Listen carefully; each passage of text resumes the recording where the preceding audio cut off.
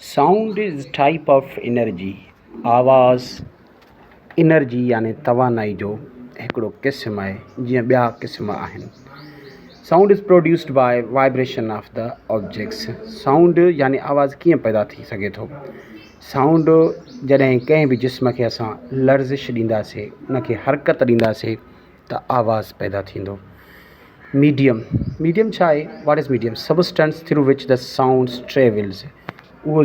उहो ज़रियो जंहिंमां आवाज़ गुज़री सघे उनखे मीडियम चइबो आहे. आवाज़ जा मीडियम्स गैस, लिक्विड ऐं सॉलिड टई थी सघनि था, पर आवाज़ सॉलिड यानी नहरनि शयुनि मां वधीक गुज़रंदो आहे.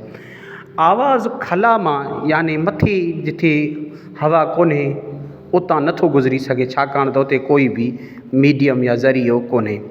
आवाज़ जी रफ़्तार केतिरी आहे? 330 मीटर पर सेकेंड, पर गर्मीपद घणो हुजे? 0 हुजे.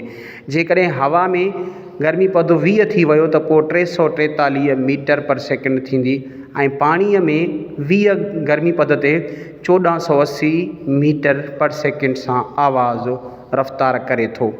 आवाज़ जा यूनिट्स हिकिड़ो इंटेंसिटी यानी लाउडनेस जो एको आहे, उहो आहे डेसिबल्स. इहो एको इंटेंसिटी आवाज़ जी शिदत जो एको आहे. ॿियो आहे आवाज़ जी फ्रीक्वेंसी जो एको, यानी आवाज़ केतिरा सेकंड में केतिरा बार उन जी लहरूं हरकत कनि थियूं, उहो आहे हर्ट्स. इहो आवाज़ जी फ्रीक्वेंसी जो एको आहे. नॉर्मल 60 खां 70 डेसिबल्स असां आवाज़ नॉर्मल हूंदो आहे, ऐं जेकॾहिं इन खां मथे थी वियो 135 ताईं आवाज़ शोर या गोड़ सॾियो वेंदो आहे. नॉर्मल हर्ट्स यानी केतिरो असां आवाज़ ॿुधी सघूं था? 20 हर्ट्स खां असां 20,000 हर्ट्स ताईं आवाज़ ॿुधी सघूं.